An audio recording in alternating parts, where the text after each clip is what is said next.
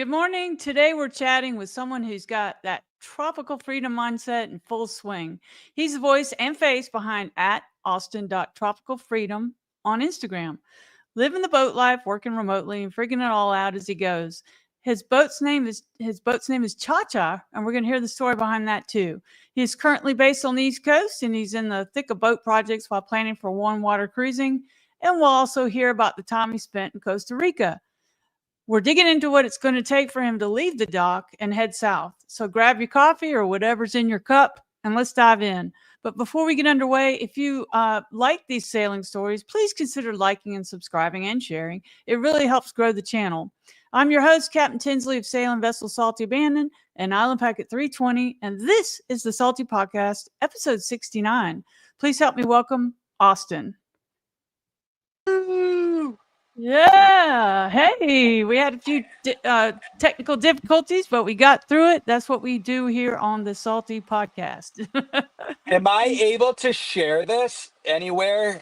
Can Yeah. I share this? Yeah, go ahead. Yeah, go Where ahead. is it? Where is it? We're live on Instagram, but we're Okay. also live on Facebook, Okay. YouTube, and even X. I see us on Instagram. I'm not on X. I don't know if I can share it, but oh no, I may not be able to share us live. It's okay. I will tell my people that they either have to watch us, maybe. Well, let me put up let me put up my channel on YouTube. Okay, YouTube. It's at SV Salty Abandon. Yeah. At SV Salty Abandon. I see you. There's my YouTube channel, and we are live right now. There we are. Okay, yeah. So I can actually share this. I can copy this.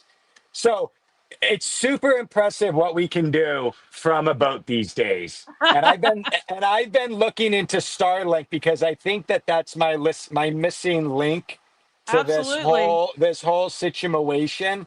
And it's not very expensive. And what a lot of people that may be watching don't realize is how much power Starlink used to take up.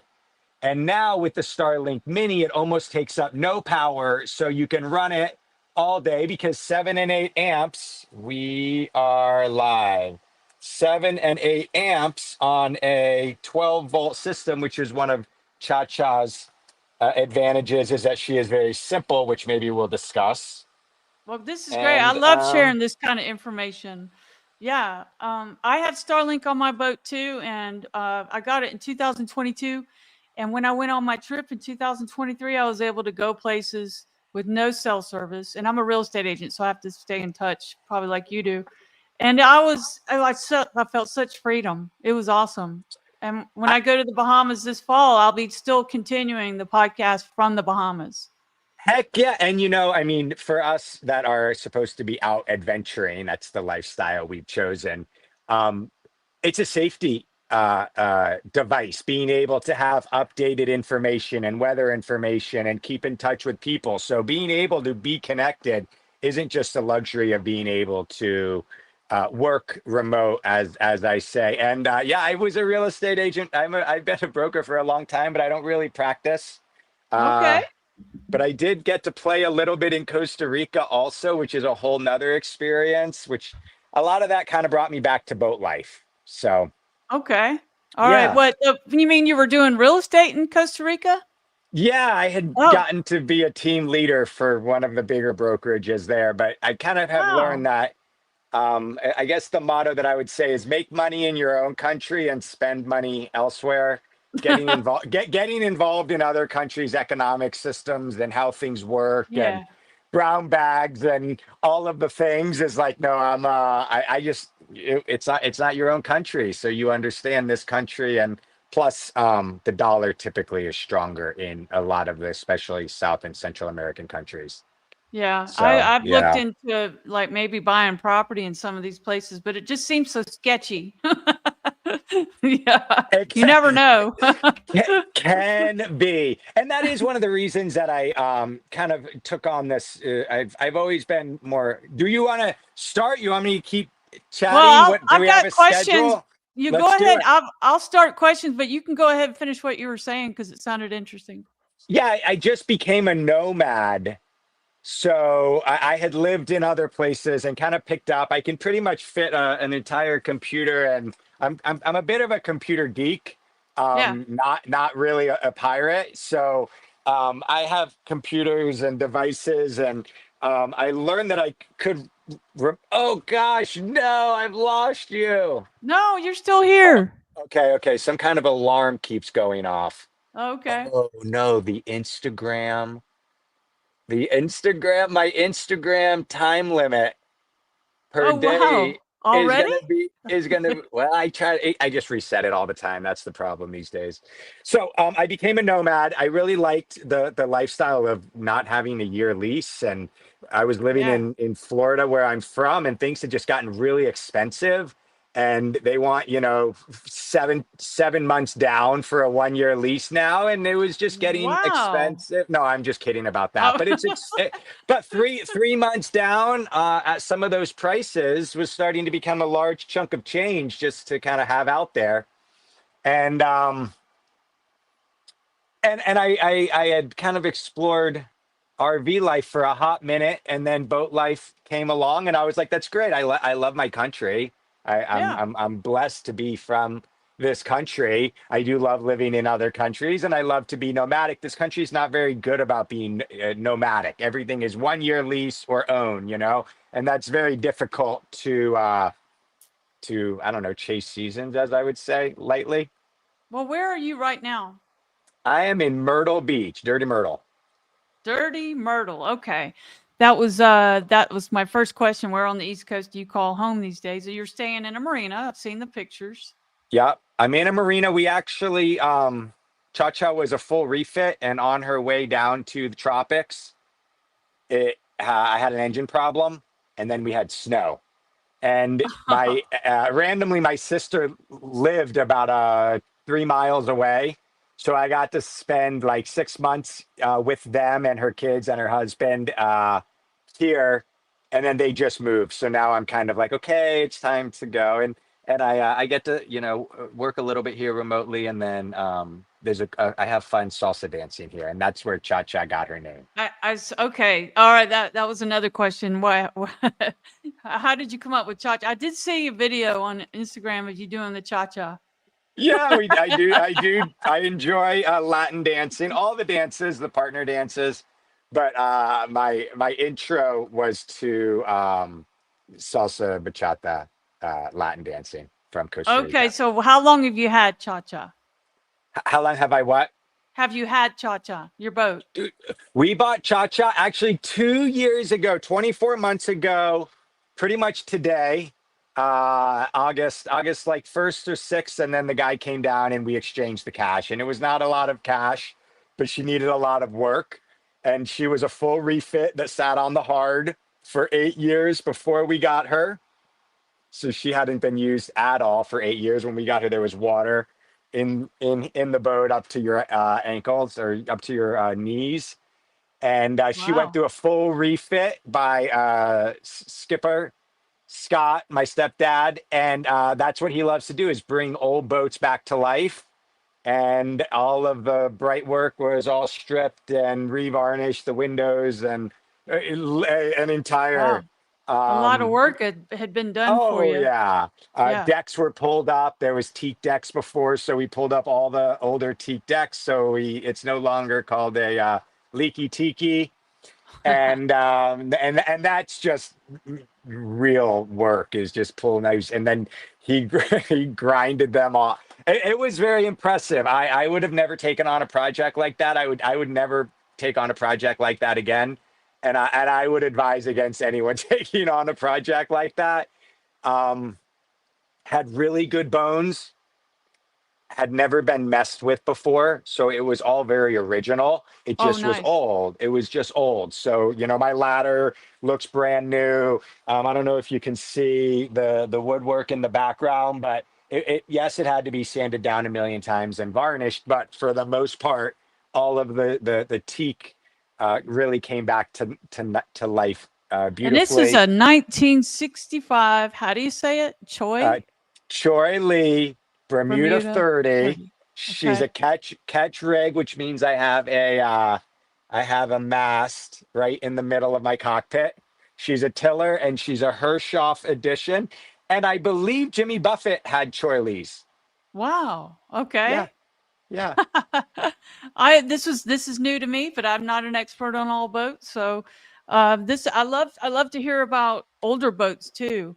Because I think they made them pretty good back there, didn't they? This is yes, she was one of the first boats that went from wood into fiberglass. So Okay. she has a really thick hull. They didn't know how strong fiberglass was going to be back then. So they were testing. So they overbuilt boats like this. Oh This wow. boat, a 30-foot boat of 11,000 pounds, was the weekend luxury cruiser for a family of four. Let me tell you, I live on here by myself. I could not really imagine. Now, it was a weekend thing and things were a lot different, but we didn't have 50, 60, 70-foot yachts. She's considered a yacht. And a yacht, from my understanding, is its livability, but also its seaworthiness is Yeah. what makes something. Maybe you can expand on that a little bit because people say, oh, she's so little. How is she a yacht? But a yacht isn't a term of size. A yacht is a term of features, I guess I would say. And I think you said in your live that it's a full keel. Did you say It's a, that? it's a Yeah. full keel and a exterior hung rudder because it is a tiller. So full keel makes it much, they say Blue water. safer. Yeah. Yeah, safer in case you do hit something or if you've ever grounded before. It's one big piece. And then the hung rudder also, I think, makes it safer because I don't just have a little thin rudder hanging out the back of my boat. Interesting. Okay. Okay, so let's see. Okay, so you mentioned how you kind of got pulled in, but let's just say what pulled you into the lifestyle and was there a moment that made you say, "Yep, I'm doing this." So I had lived out of the country for multiple years. Costa Rica. Um, Costa Rica. I spent time in Nicaragua, and I had spent time in Colombia. And I really just enjoyed living out of a small bag with my laptop and kind of just going where it was in Costa Rica. You know, in these other countries, I say I live my life in 90-day increments because that's how long your passport is good for. Yeah. Every 90 days, you typically have to leave one of these countries. Sometimes you can't go back. Sometimes you can go back in 12 months. Sometimes you can go back in 1 hour. So I had decided that I didn't want to like rent anything, but I wanted to be here. I had realized that my connections were starting to suffer a little bit, and part Back of what here? makes yes, Okay. and part of what makes me me is my amazing network of people that I can call or be a part of and enjoy their company. So I wanted to do RV life, but Florida, which is where I'm from, which is where ChaCha's headed, is really not conducive for RV life. Yeah. um it's expensive. I have a camper van as well. So, yeah, Yeah, you it's got it pretty. expensive, it's hot, Yeah. Yeah. and and I don't like being cold, so I wasn't interested in really leaving Florida to go um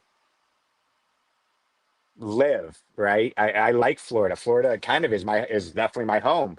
So something happened. My mom actually already lived on a sailboat. She has gotten remarried to a real life pirate who has lived on sailboats for a long time.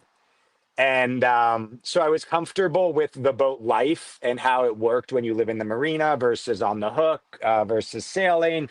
And we saw the boat on one of the I think we One were of the having we were having pizza. May or may not have been on a plant-based gummy. But at any point, I said, "Hey, what do you think about boat life?" And I originally was just going to look into like a cheaper trawler Oh, and yeah. something little that maybe I could trailer, just kind of like something I could hang my hammock in. I really enjoy, basically living in a hammock of some sort. I have a hammock that hangs through here. Um, Really? yeah, yeah. I just It's bought one for my trip this fall, and I'm wondering where I'm going to put it. I'd like to put it in the oh cockpit. no, Heck yeah, you should put one everywhere. I mean, this is so mine, and there's my V-berth back there. Don't look. And then this kind of hangs right here, Is that where you sleep? just like this. I plenty of times I do. And then Wow. I have a lap desk, and I have my computer that can pull out in front of me. And yeah, I can sleep. I have slept many. I have probably spent eight or 12 months total sleeping in a hammock in the last like probably 6 years. When you're traveling and you're staying in hostels, the beds aren't always comfortable. So what I learned, if I could figure out a way to hang my own hammock, and in Costa Rica everyone lives in hammocks. So once Okay. you get used to, I mean, there's two ways to sleep in a hammock, one of which is at a little bit of an angle, and that keeps you from becoming like a banana. The other is to keep it really tight and put like a pillow under your back and under your legs and under your Yeah, I head. was going to say, does it cause a backache? No. Once you no. I have no. Oh, You know what? Uh, and it's super convenient, and you can visit people and just pop up your hammock, bring your pillow. oh yeah. So ChaCha, I had these put in here so that she is hammock friendly. And there's my little my that's 30 feet of my boat right here, and I What have a beautiful V berth what and a head. what did you create? Did you create something special for your workstation, for your computer? Did you I you said do, you where it pulls out or something you said? yeah. So I don't know. Let's see. Everything is a mess, but right here, That's all right. I love doing like a standing desk. So I Okay. have a lap desk basically here that kind of goes like this, and that it's Okay. actually you're on it, but this pops into here, so that gives me that, and then I have these are everyone needs one of these, but nobody wants to see my computer setup. They want to see my boat.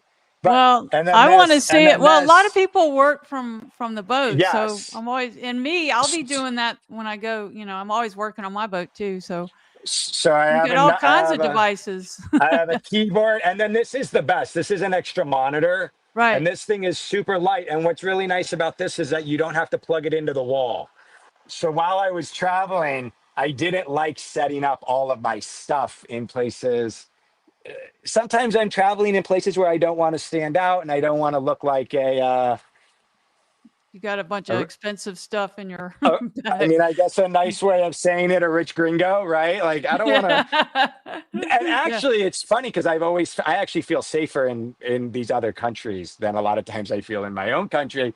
But there's poverty in certain places, and having all of this stuff set up kind of makes you look like a target. So I wanted to figure out a way that I could put it in my It's little true. bag. Nobody would know what it is, and so I can pop up. I also help people do with AI. I work with AI. I do Right. some life coaching, and I do some tech stuff. So boat life has allowed you to stay tech savvy. Yeah, I do a lot of with AI as well, and I saw that video that you did about who out there is using video editing. Did you ever figure it out? Did anybody answer? Yeah. Man, I have so much going on in my little head. The ADHD is not is Sorry. not is not good for my completion of tasks, and that's one of the things that I learned while traveling is the work isn't the hard part, it's the staying focused and getting on some sort of a routine that makes this work remote Well, you can thing. definitely use AI for that to keep up with your tasks, and which I've been doing because I've got a whole checklist to complete before I leave in October to get into the country. I have cats. Yeah. I have Yeah, cats, and I have checklists for the cats. The checklist for the cats is longer to that's get them so ready funny. for. My sister's in Montana, and she was going to they were going to Banff to go camping, and she's like, I'm like, oh, you bring in the dog? And she's like, of course, the dog's like a kid. And I was like, you need to make sure that you can get them in and out of the country, because you don't realize how much you have to deal with when you start trying to get into countries, and how long can you be there, and what do I need, what do you need? And pets are no joke Right. to Yeah. get And in so and out of luckily the other Bahamas is countries. not one of those where you have to do a, like a uh what am I thinking? Quarantine. Yeah, that's a Oh no-go for me. yeah. So yeah. But there is a bunch of things you have to do, and I've completed all the ones that I can at this point, and Hold on, I'm gonna put my hammock up for us. Are we done doing my boat tour? I have one of those. I'm not sure where I would put it in my boat. That's my trouble that I that's like a chair, right? Oh, Yeah. nice. That is nice. Right. Oh, So very nice. I've been You should yeah, sell it's these products, these Austin. You should okay, let's sell do it. Okay. My well and that is one of the things that I absolutely love about boat life is how practical it is. Oh, there you guys are again. Hold on, I'm gonna ignore you guys for the okay. One of which is just how practical it is.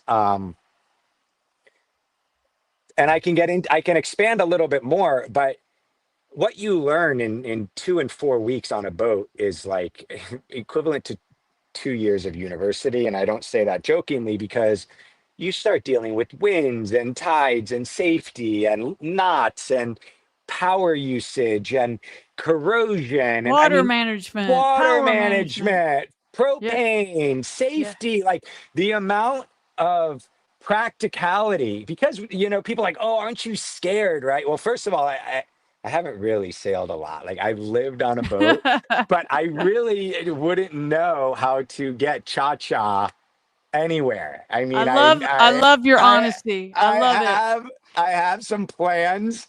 I have people. I'm leveraging people at this point to do I need to bring you closer? Are you okay? Are we Yeah, good? that's good. Yeah, just yeah, bring your head up a little bit. Bring my head up a little bit. Yeah, yeah, if you move your phone or whatever. So yeah, that no, I've interviewed a lot of people who same thing. They do all the stuff that you're doing, and then they set off, and they're pretty new at sailing. But there's plenty of people that do that, and especially if you're reaching out asking for help like you're doing. And there's So, books and there's YouTubes and there's uh, we've been Chat sailing or GPT. we've been sailing around the world way longer than we've been driving and flying. That's I right. think that one of the things that I learned while traveling is how much fear the average person has. And the amount of fear is just so not it's not even real, right? Like be respectful, and I'm sure that there's going to be times when I am absolutely scared to death while floating out somewhere. And I've been scared to death before. But a lot of the fear that people have is very unfounded.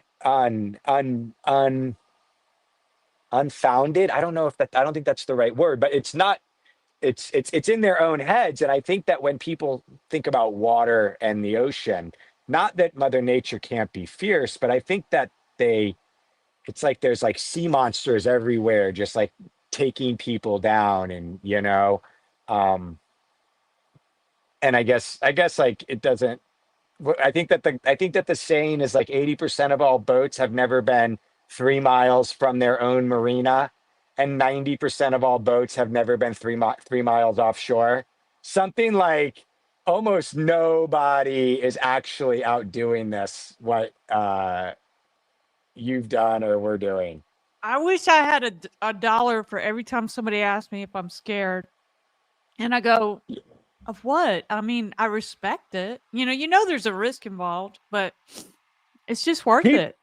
People are scarier, I and people like people are like, aren't you scared traveling in other countries? And I'm like, actually, when someone comes up to me in another country, I know what they want. They want my cell phone, they want my wallet, they probably want whatever jewelry I have, which I don't really wear jewelry anymore, and they want my backpack. Here, I don't know what people want. People are just mad, they're just doing weird things. People have, so at least the elements, you like know why they're doing it. Here you just have a bunch of people doing weird things. I feel like it's more dangerous here than it is out there, but that's just me now. Well, it's like it's not the days of Christopher Columbus. We have GPS, we have Starlink, we have so many ways to ask for help if we're out there and something happens. So Cito. yes, and Towboat US. I have both when I'm traveling because they're not all equal everywhere. You Right. might get in an area where sea tow is better than Towboat US or the reverse. So they're so inexpensive. I just get them both. And and part of ChaCha's allure is her simplicity. And one of the things that my Scott was hell bent on me learning was how to deal with the boat, at least the things that need to be fixed. Yeah. And yes, CTOW is great, but if you don't know how to turn wrenches at all on an older diesel, you're gonna it ruins the fun quickly if you overcomplicate things, right? So ChaCha has a 12-volt system, meaning that I have a big battery bank. I have a starter battery. Other than that, everything else is run on 12 volts. All of my other things are done on propane. My grill, my stove is propane. And the ability nowadays with LED and lithium ion to run a 12-volt system, plus being able to get enough juice either from a solar panel or from your battery, kind of trickle charging over and over, is it has literally changed the game, because what used to cost, you know, $1,500 in batteries and 700 pounds and the weirdness of charging all these deep cell batteries, lithium has made it like, okay, Right. affordable, powerful, easy to charge, Yeah. not heavy. You know, I mean, we got to deal with balancing of the boats. When you put, 800 pounds on batteries, it's like, you know, so Well, how much so solar do you have? oh, I don't even really use the solar. I need to actually deal with solar. I have about, and I'm Well, you about will to. once you're away from the dock, right? I will when I'm away from the dock, and and I'm also able to charge very quickly off of my engine. Oh, yeah. So in an hour or two of my engine, I can charge, my battery Well, a pretty good way good. to test that is just to unplug everything right there at the slip, turn everything on, see how long it lasts. Yeah, right. And what what my goal here in the next 24 to 48 hours is to get ChaCha out of the slip, Okay. into the intercoastal, And the anchor. ditch, and Yeah. anchor. And Okay. I want to anchor for a couple of days. Because ChaCha's next goal is to be in anchor. Like, she's supposed to circumnavigate the tip of Florida. She is Good supposed deal. to go over to the Bahamas. This is in the next 12 months. Okay. And she is supposed to go over to the Bahamas. So as soon as hurricane season ends, which Right. is probably end of October, Mhm. ChaCha heads south. Okay, good. Hopefully, That's when I'm heading south around the 1st of October. I'm right in the I'm in Gulf Shores, Orange Beach, Alabama. So this area gets hit. This is a big old target here. So I'm going to yeah. leave like the 1st of October, and unless there's a hurricane barreling down on us, and I want to be in the Bahamas in November. And Okay. I'd want to stay for at least a month there. And then Okay. it'll be like a 3-month trip. So it'll take about a month getting down there, just taking my time, spend about a month over there, and then take my time on the way back. So maybe we'll run into each other. For sure. Yeah, I'm from the Fort Lauderdale, Palm Beach area. So I am blessed to have lots of friends who actually decided to work instead of be an adventurer. And a lot of them have houses that ChaCha can get to. So Nice. yeah, so ChaCha's plan is to do a combination of anchoring and visiting friends and family, kind of Sweet. in that Tampa, Fort Lauderdale, Oh, Stewart, Miami is kind of like a. but you're gonna come over to the West Coast? I can come over to the West Coast. I do like the salsa dancing over on the West Coast. It seems like the East Coast is probably more comfortable for me, just because that's really where I'm from. And I want to anchor out at Peanut Island, and I want to hang out in Lake Boca, and I want to go down a little bit to Key Biscayne, and then that's an easy trip over to the Yeah. Bahamas, which then That's why opens up in Key Biscayne, the whole that's where I have to Caribbean. do that's where I have to do my last minute cat stuff. Because there's some things you have to do 48 hours within the time you're gonna be in the Bahamas for your cats. So that'll be my staging area and my last minute provisioning and things on the list. So Yeah. yeah, it's a great place to do that. But if you need any information on the west coast of Florida or the Keys, Okay. I'm your woman. Awesome. I'm in. And do you anchor out a majority of this, or are you anchoring out all the time? Are you I will be when I get to the Keys. I do. I am. I do like a marina. I'm not going to lie, okay? but I am going to try to anchor more. I do have some good anchorage spots if you want to know. In on the West Coast, one Okay. being Pelican Bay. Pelican Bay is an awesome one. Um, but I chose to leave in October because of the weather for my cats. I can't take them out in July and make them sit in a hot boat with no air Yeah. running. So that's why I did choose to leave at a time where it won't be hot if I'm anchoring for them. I can handle it, but not. I didn't want to do that to the cats. So yeah, so I am gonna try. I'm gonna try not to get that credit card out. Man, I'll tell you what, and if you look into the I don't know if you looked into the Safe Harbor Marina membership and what Uh, you get. I should Uh because a lot of them are bought by them or have a been lot of bought them by are 'em. bought, and when you Yeah. become a member, you Yeah. get to stay at marinas for multiple days for free. Okay. How much is the membership? This is I don't interesting. I don't know if it's I don't know if you have to rent a slip for a month and then you get access, but I can tell you, I don't know if you want to post this for everybody, but if you get 3 days at all the marinas over and over and over again for free, it's a killer deal for It, people who are it is. bouncing around. Yes. Yes. So I will definitely look into that and post it on all my social media. That's good information. Thank you for that. All right, let's see what we got. What So I tell us what makes ChaCha feel like home? I think you'll have a good answer for this. ChaCha feels like home because I learned so much about her in the process. You've grown. I ChaCha we made you grow. Yeah, and I learned so much about boats with her and how and I'm still so green. Like honestly, like I this is not I would never have taken on a project like this. Um Well, you're no. here now, and so Absolutely not.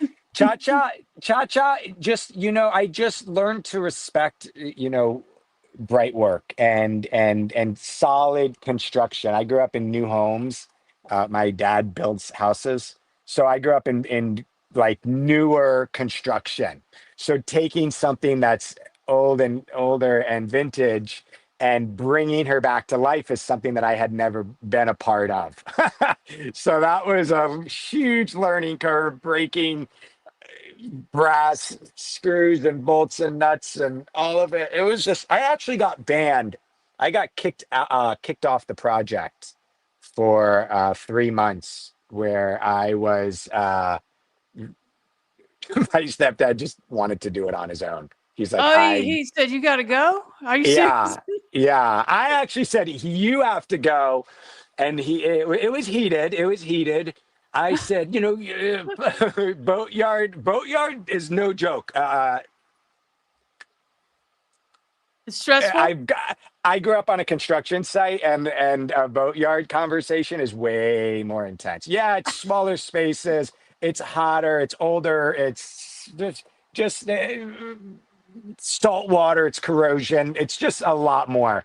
That's So, funny. I mean, a boat can take a year, 2 years, 3 years to do a refit. People listen and say, "Oh, Cha-Cha took 12 months to redo." That is like record time to take a boat and fully refit it is on a limited budget with one or two people. That I was impressed. Well, I compared to building a house, you build a house in 12 months. So to redo a 30-foot boat doesn't seem like a lot, but it And is you a got lot. It's different a crews for a house, right? You got these experts coming in to do Yeah. this and these experts coming in to do that. And you have machines. We used almost no tools. Like to fix this boat, I use a bag of what looks like something Geppetto would need. Pinocchio's dad. The things that I fixed this boat with look like Pinocchio's dad stuff. Whereas in my other life with my dad, it's like Tim the Toolman Taylor, where we're just got drills and air compressors. And I wasn't even allowed to bring a power tool. I wasn't allowed to use any power tools on this whole boat because the second I touched something, I stripped a screw or I broke a bowl. And he was like, yo, everything is done by hand. Everything is done, you know, Yeah, gently. you're And not working on a car. You're not taking tires off of a car with a big old zhoo zhoo. Well, no. what? So I saw the video where you unseized your engine. Okay. Yes. So, so what do you have left to do before you feel comfortable taking off? After you do your shakedown in the ICW, Nothing. you're all done. Yeah, she runs. You know, so we rebuilt the injector pump. So as we were coming down, we were getting fuel in the oil. I am not a mechanic. I am not a diesel anything. I Right. took a course by the guy that writes all the electrical stuff. He's the thick book. Everyone knows him. The thick book. The Boater Mechanic book. Hold on. It's right here. His name, I think I need he's to like get this from book. Nigel Calder. Okay. Nigel Calder is the man of all men when it comes to boat mechanics. Well, Nigel Calder teamed up with a younger guy, and they did a video series on diesel understandings: what you can touch, what you can't touch, what you I can need mess this with. book. You need the book. The book isn't as good as the online course. Okay, Hold the on. online course. I need to The do the online online course. course. So this is the book. The book is for electronics. He's the go-to guy for boat electronics. Okay, I so have the course. What's the but course? the course, if you just look up Nigel Calder, I think it's like B boating. Amazing. I think it's like $195. And it gave me the ability to phone a friend intelligently. A lot of my boat repairs were me literally virtually with someone, whether Okay. it's my dad or my stepdad, or I had another buddy, or I even have a cousin who is fairly handy and he works on fast trucks. But I was literally, it was lifelines, phone a friends. I don't really know how to do this. Hey, buddy, do you know how to do this? So in the end, the engine is great, and the main problem was that the first injector was stuck open, and Okay. when that Oh, I was had that stuck before. open, That's where fuel goes into the oil. yes. Well, I don't That's a know if mess. that's why fuel goes into the oil, or I had a leaky injector pump. But either way, the injector pump was rebuilt. So the engine is it's a Kubota engine, so it's a tractor engine, so it's meant to run for the rest of its life. Right. Right. Um, and so it's simple. I now know what I'm looking at on it. And hopefully I don't, you want to be able to fix stuff when you get to the Bahamas. You don't want Sure. to have a I've mechanic got a who, whole list of things to order because you can't get things there. So I've got a friend that helped me come up with a spare parts list, and I'll be ordering all that and taking everything with me. yeah, redundancy is key on these boats. For your navigation, redundancy is key. And for your engine, redundancy is key. Your water as well. You got to be able to get your water out. So, you become really, hopefully self-sufficient, which I Yes. think is always very cool to be able to do. So being able to get in there and turn wrenches just a little bit.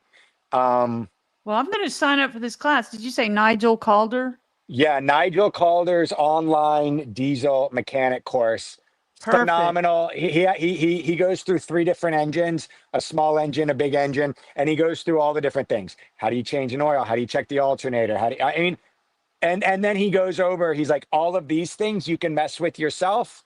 These are the three pieces that if you have a problem, you need to go have someone else mess with it because it deals with timing and it deals with different stuff like that. Sure. So I went from not knowing how to do any of this stuff to, I would say I'm like 70%. I've never really done any fiberglass work. Um, But as far as like the engine and the electronics and the water, I've been fairly hands-on to be able to know how to do this. I see boat life as a lifestyle for me for a while. I don't, I don't see Did myself. you take a class for electronics also? Did he have one of those? I did not, because I only have a 12-volt system. One, I really can't shock myself. Yeah. Two, I'm really only running little fans and LEDs and a couple of cigarette lighters throughout the boat that I've hooked up. Um, with lithium, when you run so I run an AC unit, and if I'm running my AC unit, I'm literally just plugging it right into a 30 amp plug that Right. comes off of my pedestal, and then from there I charge my battery. So Yeah. other than that, I pretty much power my laptop and I mean, what else is it? You have you have to Well, charge your devices. the things that suck my power, but I have them on board anyway. But I have lots of, I have two very large lithium batteries, and I have two large solar panels. The Keurig coffee maker, and the I microwave, which I don't. I use I the coffee maker way more than the microwave. My sister says we're not allowed to have a microwave, so we got rid of the microwave like a long time ago. So we don't do microwaves.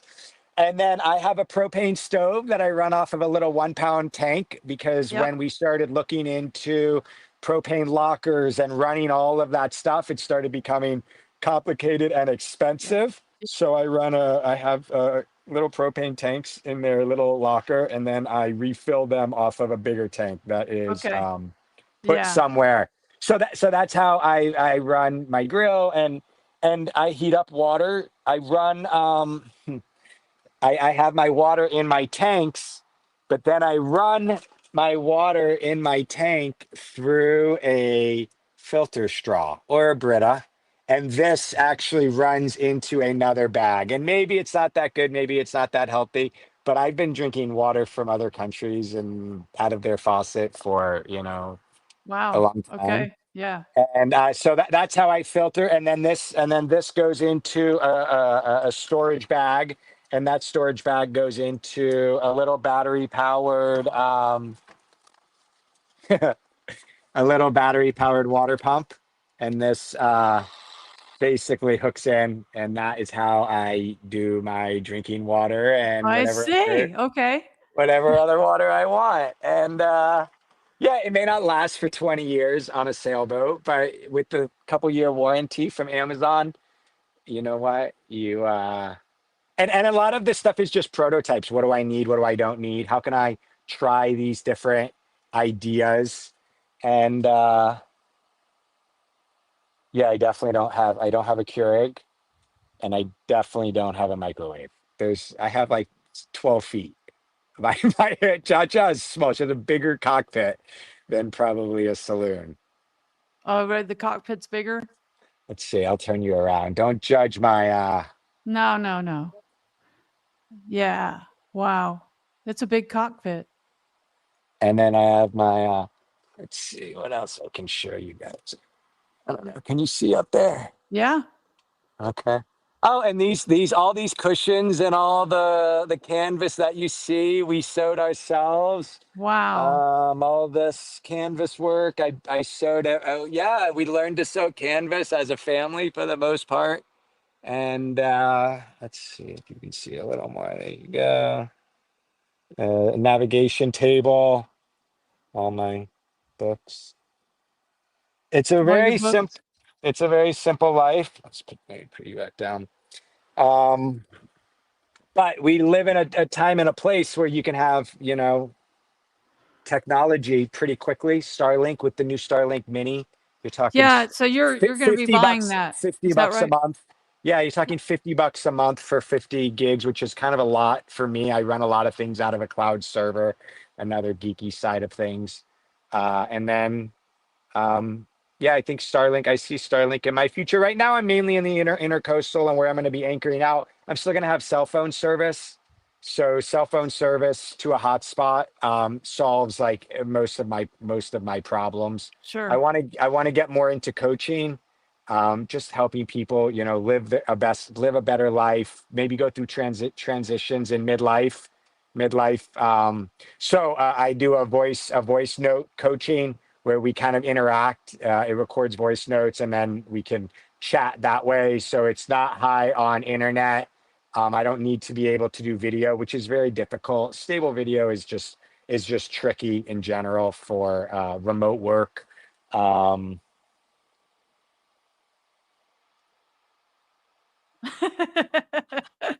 All right. So,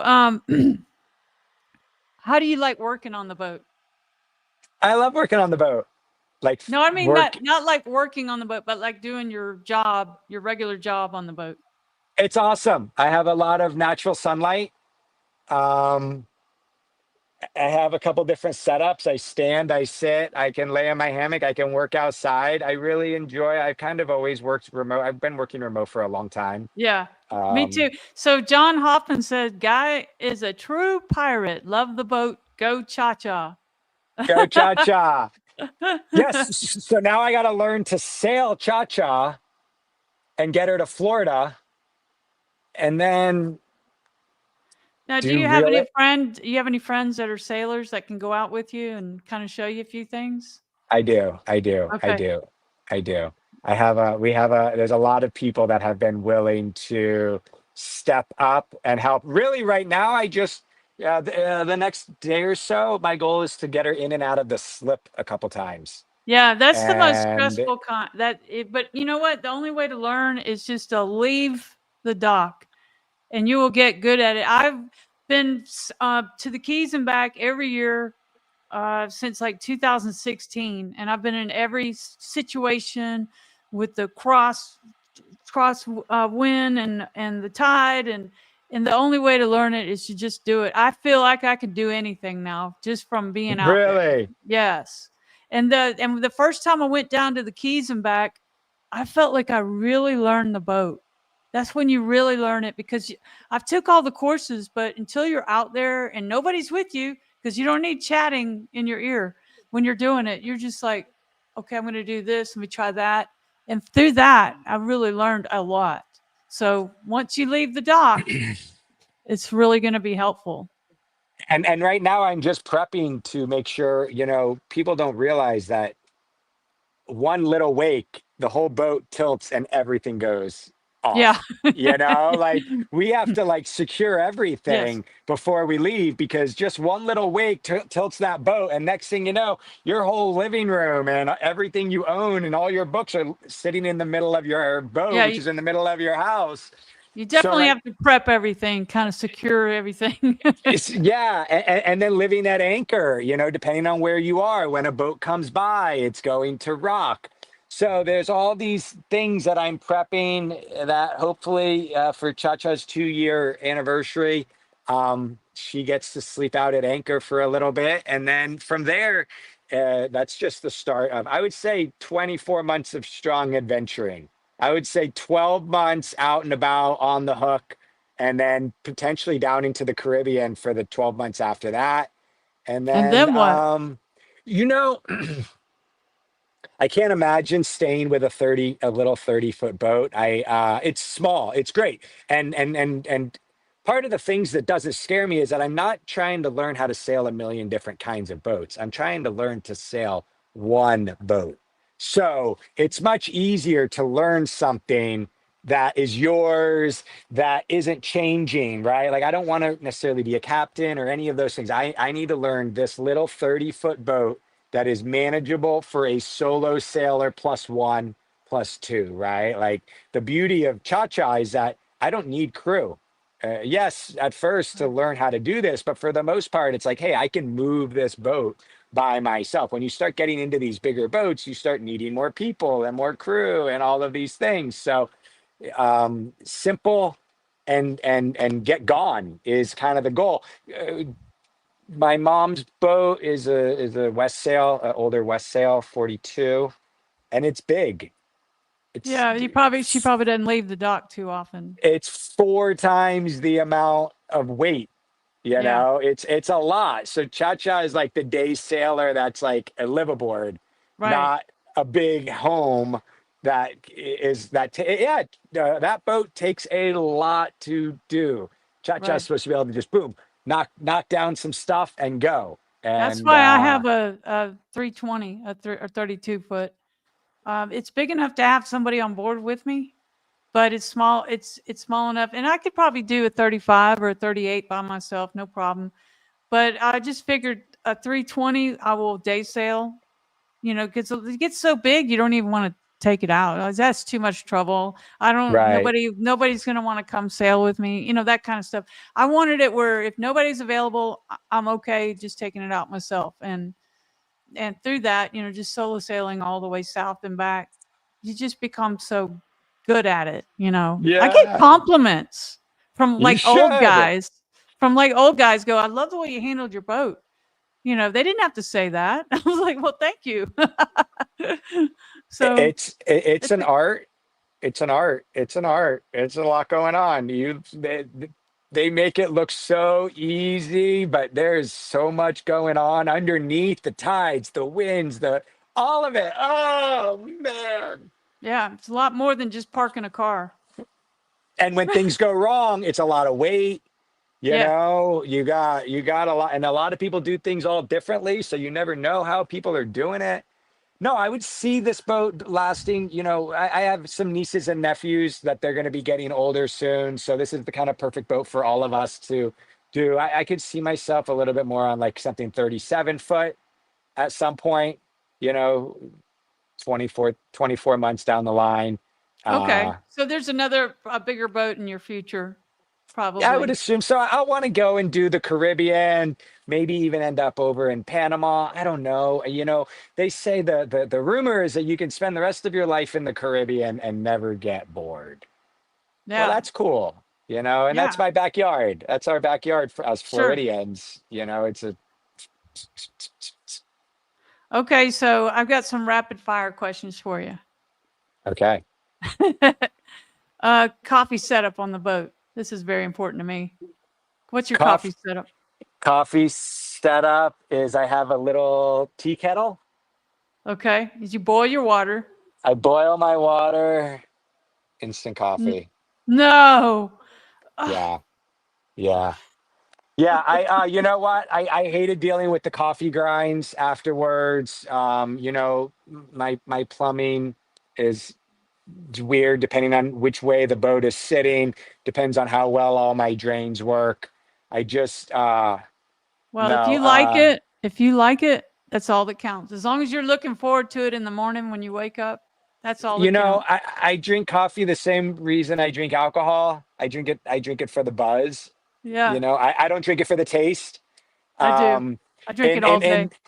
in oh yeah, no, in Costa we would wake up and then we would have this like filter, it looked like a sock, and we would do the thing and we would drip it and all of that. And when I'm there and when I'm with people who are coffee enthusiasts, great. I drink my coffee black, Me too. and um, So honestly, that's just go ahead. I'm looking for a little power usage with my Keurig because the coffee just comes out perfect, and it's just so I don't drink. So the coffee is like really important to me. Yeah, pulling hot water, anything heated is a huge power draw. So Yes. hot water is I would rather take a hot shower than have a hot cup of coffee for Okay. sure. I would Everybody's rather got their everybody's no, got their I would much rather warm up water and pour it into like some colder water and have a warmer shower than worry about a Keurig coffee. No, I'm cool. And okay. I'll even have mushroom coffee if I'm really feeling it. Where is my mushroom coffee? Mushroom coffee. Okay. Yeah, mushroom coffee. Should I ask about that? Plant, plant medicine.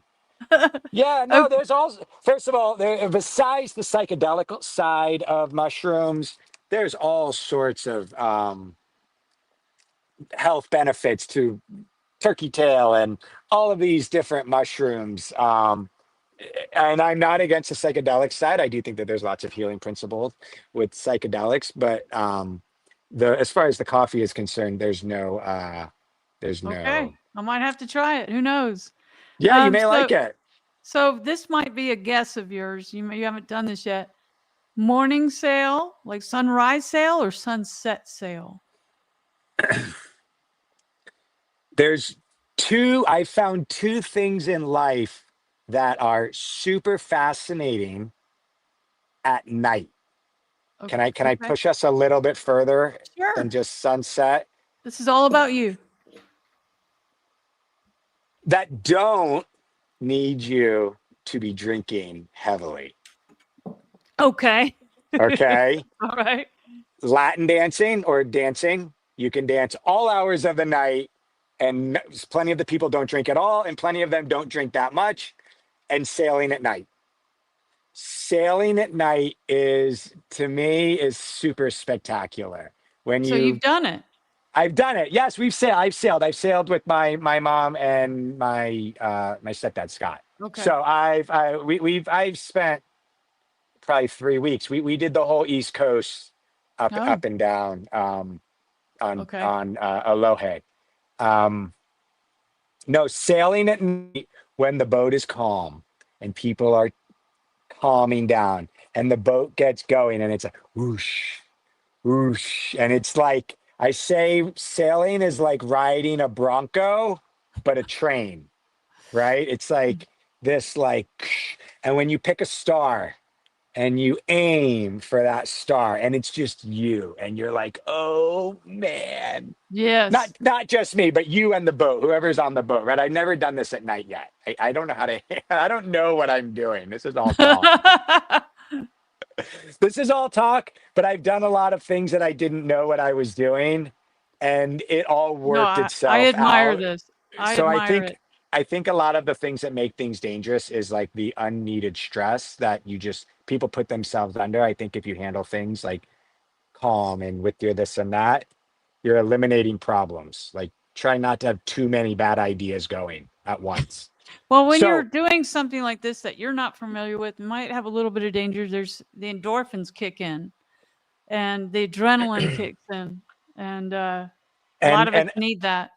yeah, and I think that adventure sports, which is what I would kind of put this in the category as, is forced meditation.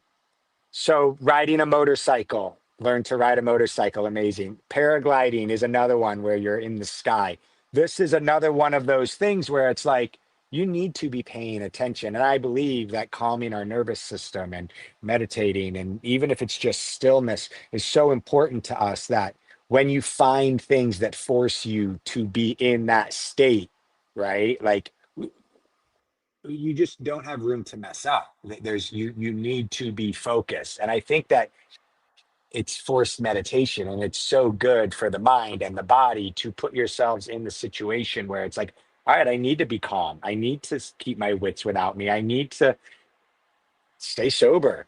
You know, it gives you a reason to focus. Well, And I think that's a lot of, you'll see a lot of older people in their later years still sailing. I think it keeps people young. It keeps the mind, it keeps physical. It's physical. And you don't see any decrepit people on a sailboat. I think you stay at, younger and in better shape by doing it. at least not sailing. Maybe in the marinas you do. Right, right. That's true. Okay, so favorite onboard meal. Quesadillas, Nice. easy. Okay. You're limited. Part of this is in stoicism we would call it voluntary discomfort. Going without shoes for a month, not using AC all the time. So boat life to me is like glorified camping. I don't, this is not like my normal luxury life when I'm Right. in the holidays and I'm visiting my more bougie friends or, you know, so to What me, did you call it again? Forced. What did you call it? voluntary discomfort. Yeah, that's it. That's true. And we don't deal with voluntary discomfort well in this country. We're used to instant gratification, what we want, how we want it. Cold AC. Shoot, in our cars, we each have our own AC like The whole climate dials. controlled little The environment. kids in the back of my sister's car can control their own AC. I was like, are you kidding me? Like, that's Each great. watching their own devices Yeah, and the whole bit. I don't know if they get that luxury yet. They're on a short leash, as they should be. But one tool you can't live without on ChaCha. Wi-Fi, Aha. internet. Okay. Yeah. Yeah, I don't know if I would want to do this fully alone. You know, I don't watch TV, but I do watch a lot of YouTubes and I'm very connected. Um, yeah, I don't and then next is hot water. I really am not a fan of the non-hot water systems. So I'm dealing with what can I do with regarding propane and or some sort of a solar setup so that I can rinse off. I unlike most pirates, I prefer not to climb in bed without having rinsed off, which is like, Well, I uh, use I have hot water. I have a hot water heater, but I years ago I was on Facebook and somebody was talking about the wipes and the hair, the dry hair wash. So I use the wipes. Yeah. dry shampoo. Yes. And the wipes, you just come out just as clean. You save a lot of water. And at the end of a long 10-hour sail, you don't feel like traipsing up or going in your shower. So I can just become very clean. So that I use a lot of those, the wipes. And I'm looking forward to being in water that's like jump inable, Yeah. right? Like Yeah. my goal is to be at anchor and be rinsing off throughout the day and, you know, to where it's not like you built up this like all day sitting in an office vibe. I don't really have that vibe that much anymore. It doesn't work with what I'm going. It doesn't work with what I'm going for. Um, Yeah, I don't want an office vibe either. I work at home or on the boat or in my van. So it's nice to have that luxury. It really is. so my goal is to get Cha-Cha in the intercoastal, spend the next 2 or 3 months By yourself? anch- anchoring in and out. This I don't need to do by my no, nothing I need to do by myself. I know no. Right Okay. now I'm cool having a wingman or at least someone that can hold the fender if something goes sideways, someone who knows how to put a line on a cleat, someone knows not to put their foot in between the boat and the dock, right? Like these are Yeah. things that like you don't they're not practical, but they are very important. You know, you Well, don't so think but are about you these things. when you go to anchor out, are you going to be by yourself? Or are you going to have somebody with you? Mostly by myself, Okay. you know, I maybe, think that's maybe, very therapeutic. yeah, I guess for sure. I say the boat is good for like weekend warriors. It's not, I'm not looking to move someone on to Cha-Cha yet.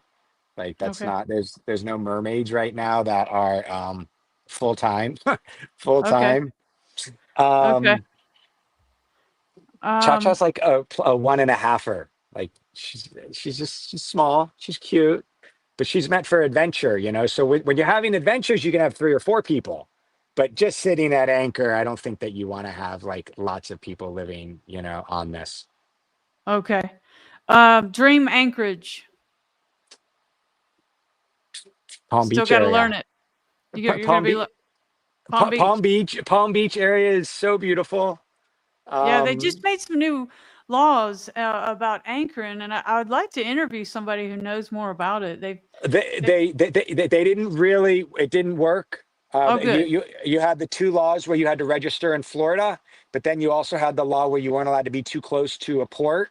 I don't believe that the anchorage in Palm Beach was affected by that. From what I know, from what I heard, the distance didn't go through.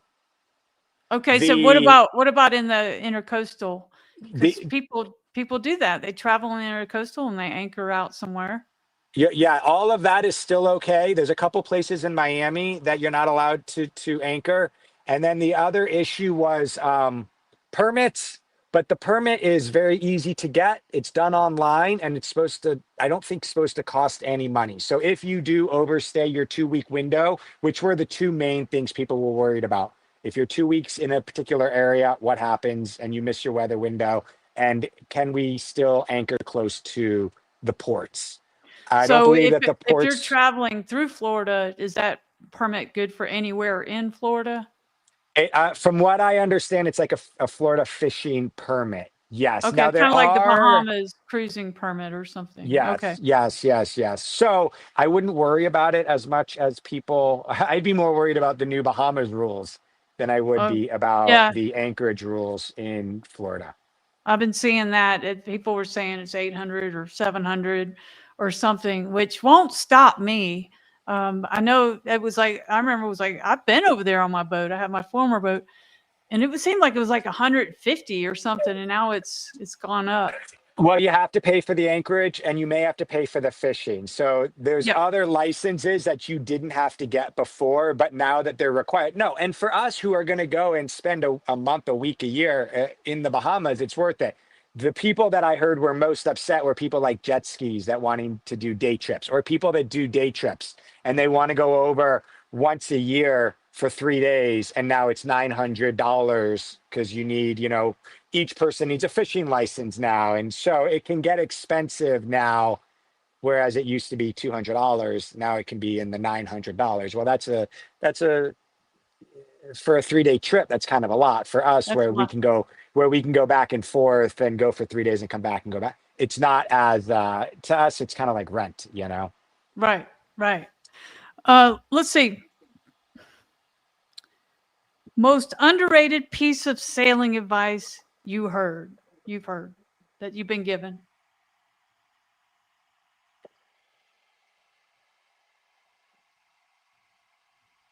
Most say it again. Underrated piece of sailing advice. It could be about the boat. It could be about sailing. It could be anything.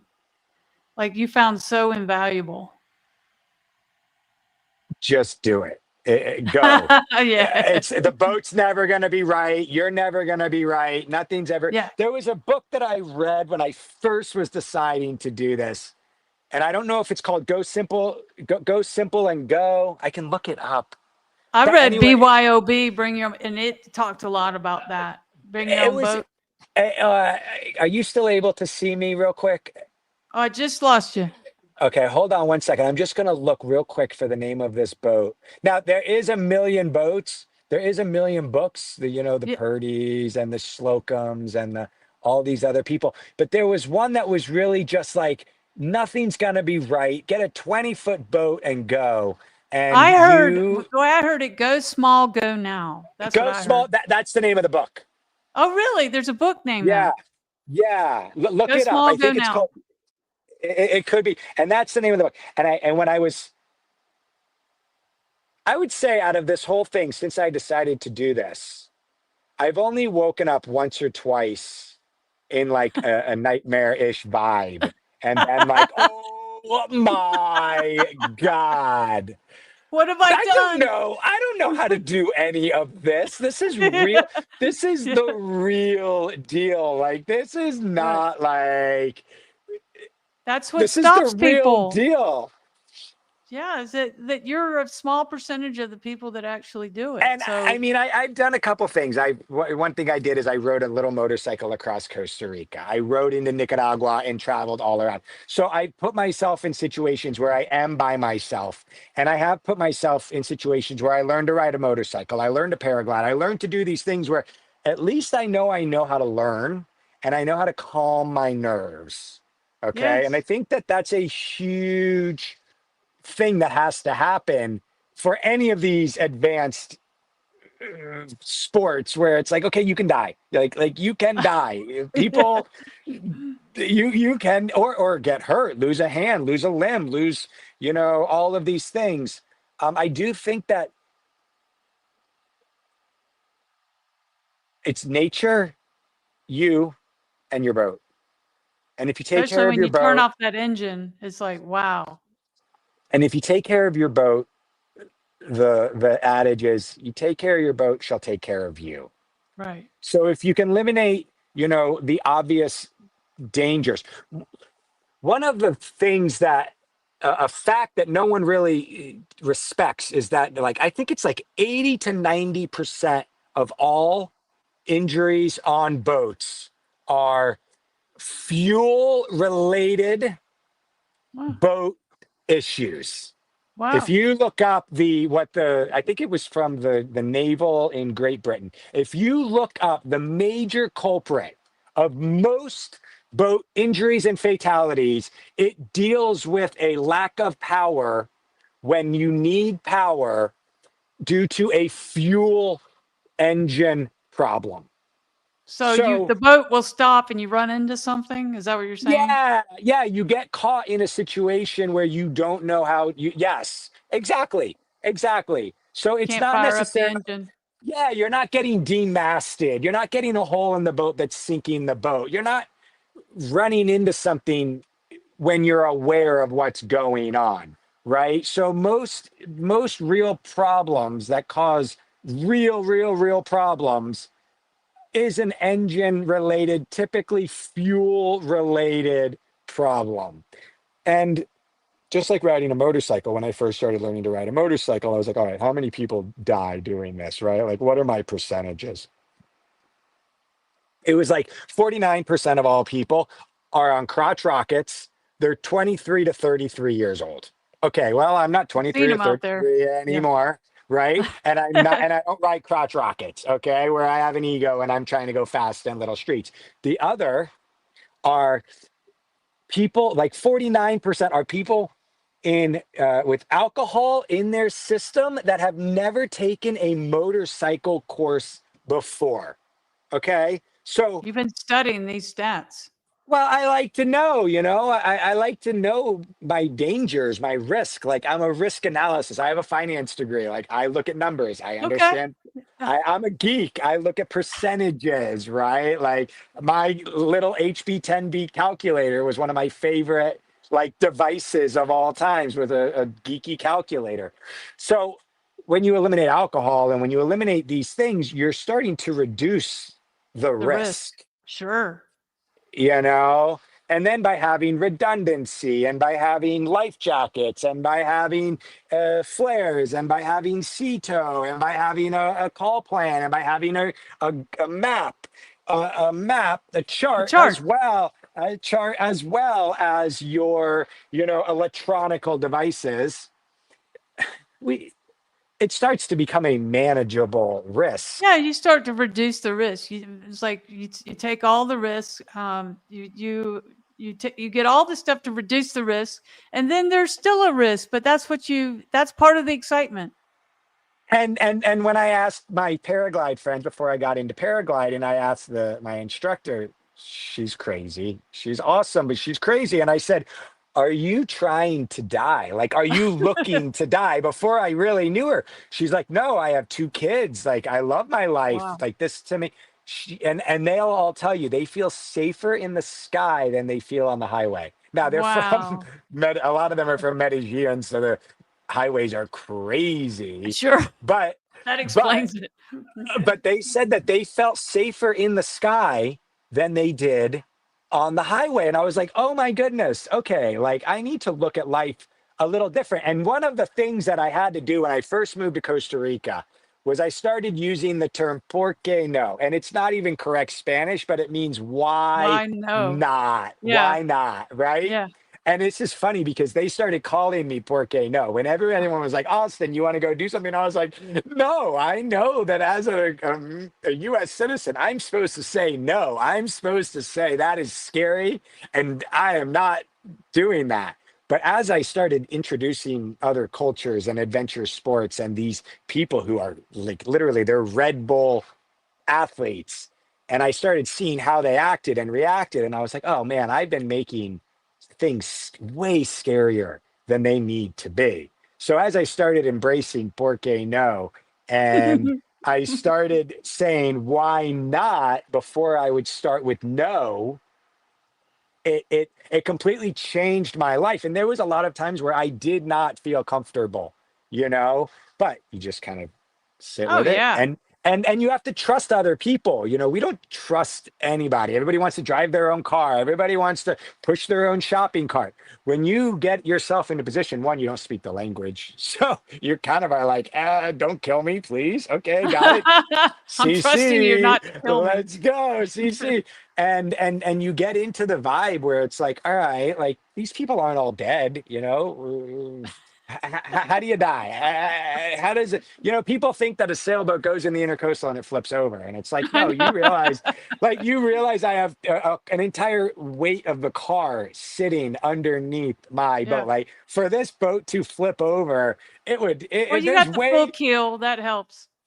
more things you got to worry about than the boat, you know, Right. flipping over in calm seas, right? Like you have a Right. better chance of getting sick from the water that's in the water tank, or you know, what is the gas that my propane puts off? It puts off, I think, uh, whatever. One of them puts off like a chemical that you shouldn't be breathing. So you have we have those are more risky Sure. than, you know, the boat flipping over and Carbon everybody, dioxide. You should have one of those alarms the in your boat. You could sensors, die of all of it. that. Yeah. You can die of a Well, lot of things. so one last question. Last question. We've been on over an hour. One last question. If you had to sum up the current life chapter in one word, or two, or three, what would it be? What's this current chapter you're in? I always I revert back to a theme called tropical freedom. Yeah, then your name. Yeah, and I really ChaCha's goal is to chase salsa and Latin dance events all up and down the East Ah, Coast, and nice. anchor out and go do 3-day dance events, work from the computer, and allow other people to try this adventure. You know, this is something that nobody is doing. So to be able to take my friends and family and new people on this adventure, you know, that's what happened to me. People took me on adventures, people inspired me. So my goal is to help people see that, you know, tropical freedom isn't isn't too far away. And you don't need a lot of money to do this. Like, yes, you Right. need money, but compared to other lifestyle choices that are happening in Florida, it is so expensive right now. This is easy. This is like, I call it glorified camping, but It it's kind of is. like it's glorified RV life. And I picked this over RV life. There was a guy I interviewed in Key West. He said, if you feel like you're camping, you don't have your boat set up right. Yeah, right. He's got everything, but I agree. And even like crossing the Gulf of Mexico, you have to really want to be out there because it gets uncomfortable sometimes. And it's like, no, I'm here for the, you know, so you have to really want to do it. You have to want to be here to go through the uncomfortable times. But I think you'll be a great, you probably already are, a life coach, and getting people to do stuff like this that it does cause but there's so much sense of achievement in it, wouldn't you say? It's Yes, and so much of this is, you know, the life coaching side of things. It's like mindset, facing fears. Where do a lot of those facing fears come fears. from? Sure. Where do and honestly, once you dig into like, oh, this fear is from the movie Jaws, like we have to unpack, you know, like that's just not real. That So changed everything. That movie, right. 1974, was it 70, changed everything. And I believe that your thoughts do create. So when I first visited Costa Rica, I went on a 10-day trip and I wrote in my journal, I'll be living here next year. And I just would imagine sleeping and waking up in Costa Rica.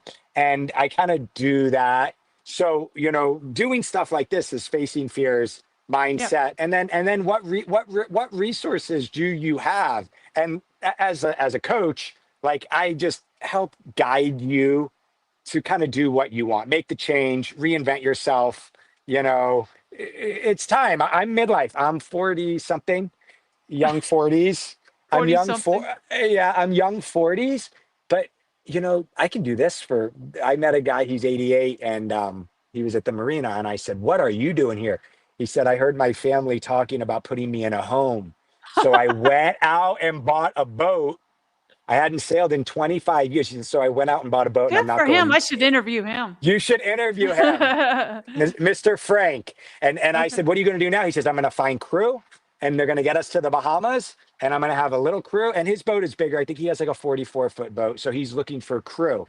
And he says, "I'm not going into a home." He says, So now I can't remember. I think he may have just gotten rid of his sailboat and changed to something a little more liveaboard, which is more like a Grand Bank style, bigger Okay. trawler. So I Yeah. think, and I think that my mom's going to end up doing that. It's if you're not sailing, there's no point of really living on a Well, sailboat. And now that a lot of sailors end up moving to that, like a trawler. and now that we have ChaCha to sail and to learn and to teach, you know, the kids and all of that, I think that there's no need to have a bigger sailboat when you can live on something. And the space in a trawler is just like huge. It's Well, like going yeah, to a it's like a mansion. one-bedroom condo or something. But the book that I read before I bought my boat, BYOB, Caribbean Island Hopping, it talked about don't get anything bigger than you need because everything, the expenses all go up. Dock fees, sales, bottom jobs, everything's more expensive, and it doesn't. It goes up in bigger increments than your boat. It's you probably, since you're a finance major, you understand. Yeah, you'll understand what I'm saying. But it's so I'm a believer in not getting anything bigger than you actually need. And 100%. And Cha-Cha's, she fits in little slips. She has 3.5 foot draft. Me and I can go in like I think it's like 97% of all the water in the world. So you know your Cha-Cha, stats Cha-Cha can of be. the Oh, world. yeah, right. And the other thing that is learn. You're gonna have to learn a lot of things about the boat, but pick something that you can kind of barter a little bit. And for us, like we learned canvas. So for me, learning how to Nice. sew canvas. That'll help Um, you in the Bahamas. and shade is so important. Oh, being able to adjust shade and keep the elements are brutal. The wind, the salt, the sun. You know this, but the sun just destroys everything. So if you can protect your stuff, it makes it a lot easier Protect your to dinghy. Make some protect you. chaps for Yeah, your dinghy. yeah, Well, yeah. but I was thinking you were meant when you, which you're not supposed to do, but well, bartering, I'm sure is okay. Bartering while you're in the Caribbean, have something to do to trade with, you know, a skill to barter with, and that's definitely like if somebody cuts hair or is a diesel Right. mechanic, they can Uh-huh. always earn a living, even though you're not kind of supposed to, but you know what I mean. Right, right, right. And just helping people, you know, sewing this and Sure. sewing that, or and I use my little hand stitcher now, which was great. I'm glad I learned how to use that. It's just so freaking practical. This whole boat thing I makes love it. so You're so much positive. it just makes so much logical sense that so many of the world on land is just it just doesn't make everything is so overcomplicated. You can't fix things yourself. You just this is like the more MacGyver you can be, the better off of a boat lifer you're gonna Definitely. enjoy. Definitely. The more you can do yourself. But that's great. Okay, so we've been on over an hour, so thank you so much. I want to catch up with you. This won't be the last time we talked. And I'll probably see you hopefully down south, right? Yeah, This let's winter. do it. All Yeah. right. So Great talking to you. if anybody wants to do any kind of coaching or follow up or ask questions, I've got a couple really cool ways that I work with people, both for AI, but also just life transition, How can repositioning people yourself. reach you? Should they just try to reach you on your Inst- yeah, on my Instagram? Instagram is great, or even on my Facebook. I don't know if we're on Facebook, but it's Austin Arnone. I looked for you on there. I couldn't find you. Okay, I'll find you. I was posting the stuff on Okay. there. So his Instagram handle is at austin.tropicalfreedom. It's right there below his name. If anybody's looking for some AI help with your business or some life coaching, this guy is great. I mean, he's so positive. You're so positive. I Hey, love it. I being honest, my highs match my lows. Yeah, It's okay. life is not all Fair enough. shining. Life is not all shining, but getting the right people around you, working through it, figuring out where it's coming from, Great and then attitude. living an adventure. Live a great story, right? Live a great story. That's kind of the Sure. motto that I'm focusing on now. Great to meet you, Austin. This was You're awesome. you're awesome, Captain. Have a great day. All right, Salty Abandon.